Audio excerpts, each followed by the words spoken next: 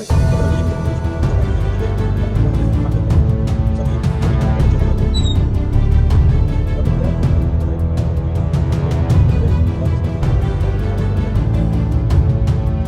बात तो मैम आप इतना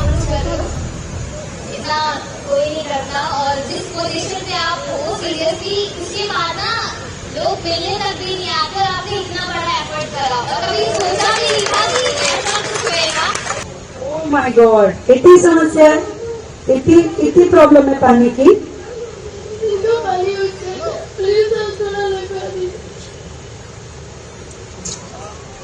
इसका एड्रेस लो भाई, इसका रो क्यों रही हो फिर? क्यों रो रही हो? क्यों रो रही हो? मम्मी की याद आ रही है, फिर अच्छा नहीं लग रहा, फिर क्यों रो रही? अच्छा लग रहा है? और शायद इन्हीं हमारी देवियों का आशीर्वाद है कि हम तो खाली विधायक कह रहे थे, इन्होंने मुख्यमंत्री बना दिया।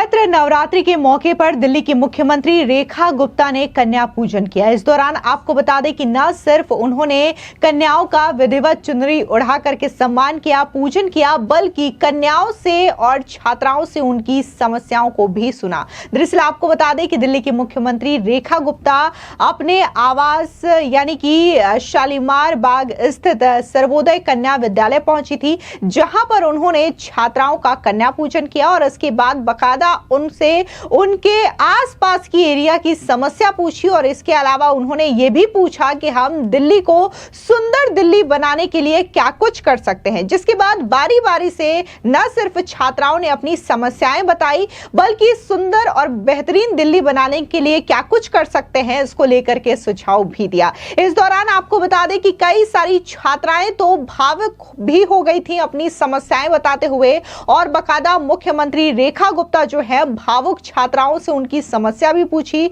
उनके निपटारे का आश्वासन भी दिया और इसी के साथ ही उन्हें गले लगाते हुए भी नजर आई। दरअसल आपको बता दें कि चैत्र नवरात्रि की अष्टमी पर राजधानी में आस्था और संस्कार का सुंदर संगम देखने को मिला, जब दिल्ली की मुख्यमंत्री रेखा गुप्ता ने शालीमार बाग स्थित सर्वोदय कन्या विद्यालय में कन्या पूजन किया। फूलों और रंगोलियों से सजे विद्यालय परिसर में मुख्यमंत्री ने बच्चियों के पांव धो करके, चुनरी उड़ा करके और उन्हें भोजन कराकर माता के रूप में सम्मानित किया। छात्राओं ने भी मुख्यमंत्री से खुल करके अपनी समस्याएं बताई।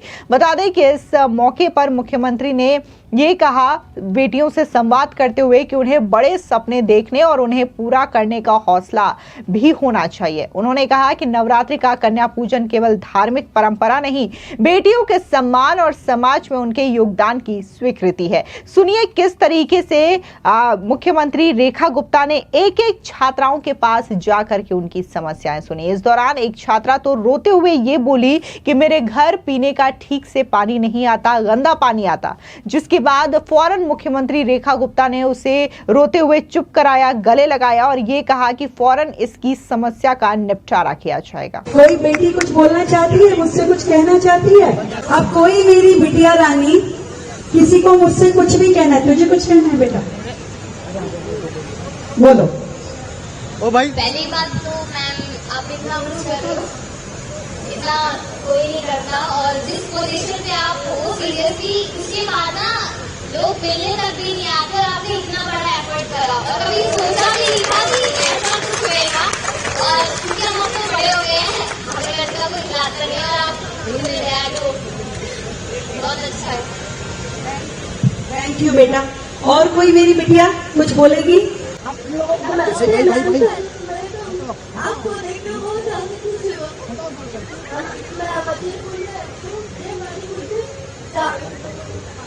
मैं मजीदपुर में रहती हूँ, मैं बड़ी खुलकर पानी की बहुत समस्या है और ओह माय गॉड, इतनी समस्या है, इतनी प्रॉब्लम है पानी की।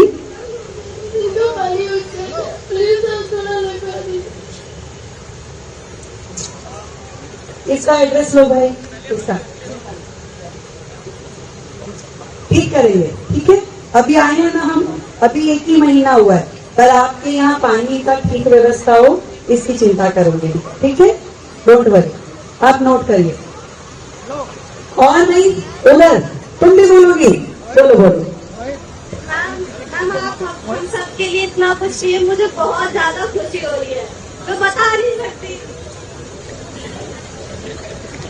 रो रही, मुझे भी रुलाएगी क्या?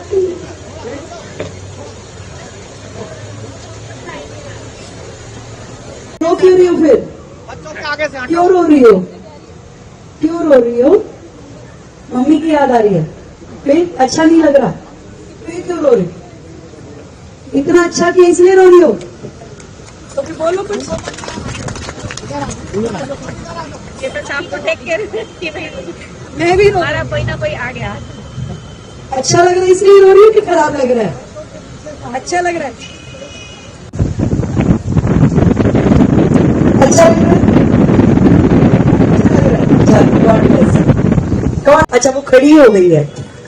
चल पीटे आई, हाँ बोलो। पीटे आई यार। गुड मॉर्निंग मैम, आपको बहुत बहुत धन्यवाद क्योंकि आपने 28 राज्यों में से बस हमारा स्कूल कन्या पूजन के लिए चुना, उसके लिए आपको बहुत बहुत थैंक यू।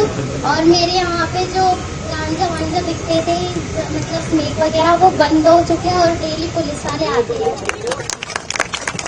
बहुत थैंक यू आपका। फाटक वाले देखो भाई देखो, फाटक वाली झुग्गी से ये गुड़िया कह रही कि इसके यहाँ गांजा और स्नेक दिखता है। वो बंद हो गया। ऐसे ही सब जगह करना है, डोंट वरी, सारी नीतियों को मैं बोल दूँ। आपको बता दें कि मुख्यमंत्री रेखा गुप्ता ने चैत्र नवरात्रि की महाअष्टमी पर कन्या पूजन करते हुए कहा कि हजारों सालों से हमारी परंपरा में कन्याओं की पूजा कर उनका आशीर्वाद लिया जाता है। पिछले 20 वर्षों से मैं दोनों नवरात्रि में ये पूजा करती आ रही हूँ। आज मैं भगवान से प्रार्थना करती हूँ कि दिल्ली की लाखों बेटियों की उम्मीदें पूरी हो। हम हर वर्ष की भांति इस बार भी हमने ये कन्या पूजन का कार्यक्रम किया है और जो हमारी टीम के सदस्य हैं वो पिछले 20 वर्ष से साल में 2 बार हम लोग कन्या पूजन का ये आयोजन करते हैं और हर बार आयोजन में हजारों बच्चियां होती हैं। कभी किसी समय में हमने 200-250 बच्चों से शुरू करके 1000-1100 और पिछली बार के नवरात्रे जो सर्दियों के हुए थे, सर्दीय नवरात्रे, उसमें हमने 15,000 बच्चों का पूजन किया था और पूरे नवरात्रे किया था। पहले नवरात्रे से लेकर के और आखिरी नवरात्रे तक रोजाना अलग अलग जगहों पर बड़े बड़े आयोजन, जिसमें 15,000 बच्चियों का कन्या पूजन हुआ और उनको हमने स्कूल बैग वितरित किए थे। इसके बाद उन्होंने ये भी कहा कि कैसे इन्हीं बेटियों और देवियों का आशीर्वाद है, जहां मैं विधायक बनना चाहती थी और आज दिल्ली की मुख्यमंत्री बन बैठी हूं। सुनिए क्या कुछ मुख्यमंत्री रेखा गुप्ता ने कहा। और शायद इन्हीं हमारी देवियों का आशीर्वाद है कि हम तो खाली विधायक कह रहे थे, इन्होंने मुख्यमंत्री बना दिया। और आज भी मुझे खुशी है कि मुख्यमंत्री के रूप में पहला आयोजन कन्या पूजन का मैं अपनी इन बच्चियों के साथ में कर पा रही हूं और थोड़ा इसीलिए नज़दीक का स्कूल ले लिया कि चलिए सुबह सुबह इसको हम यहाँ कर पाएं।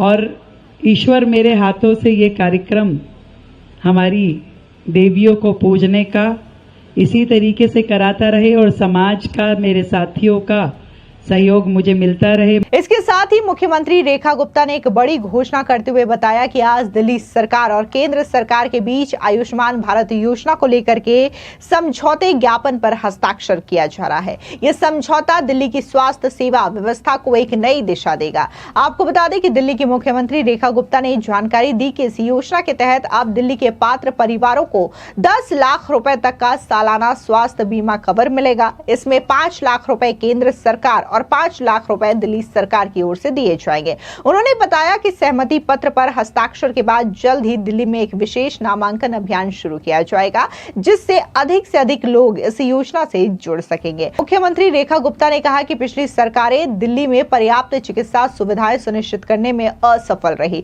लेकिन हमारी सरकार इस योजना को पूरी तत्परता के साथ लागू करेगी। हम हर दिन दिल्ली वासियों की सेवा के लिए प्रतिबद्ध है, यह हमारा कर्तव्य है। बता दें कि इससे पहले शुक्रवार को मुख्यमंत्री रेखा गुप्ता की अध्यक्षता में हुई बैठक में इस समझौते को लेकर के फैसला लिया गया। बैठक में कैबिनेट मंत्री और स्वास्थ्य विभाग के वरिष्ठ अधिकारी भी मौजूद थे। यानी कि जो आम आदमी पार्टी लगातार रेखा सरकार को लेकर के हमला कर रही थी कि वो अभी तक कुछ खास काम दिल्ली में नहीं कर पा रही है, तो सबसे बड़ा जो काम है, उन्होंने लोगों के स्वास्थ्य को सुधारने की दिशा में एक बड़ा कदम उठाया और आयुष्मान भारत योजना जो है उसे दिल्ली में लागू करने को लेकर के MOU साइन कर लिया गया है। आपको बता दें कि जिस तरीके से ये आयुष्मान योजना केंद्र सरकार की योजना है, इसे तमाम स्टेट में लागू किए गए हैं और कई सारे लाभार्थी बकायदा इसका इस्तेमाल भी कर रहे हैं। वो अपना लाखों का इलाज जो है फ्री में हॉस्पिटल्स में करवा रहे हैं और स्वस्थ होकर के अपने घर जा रहे हैं। लेकिन दिल्ली में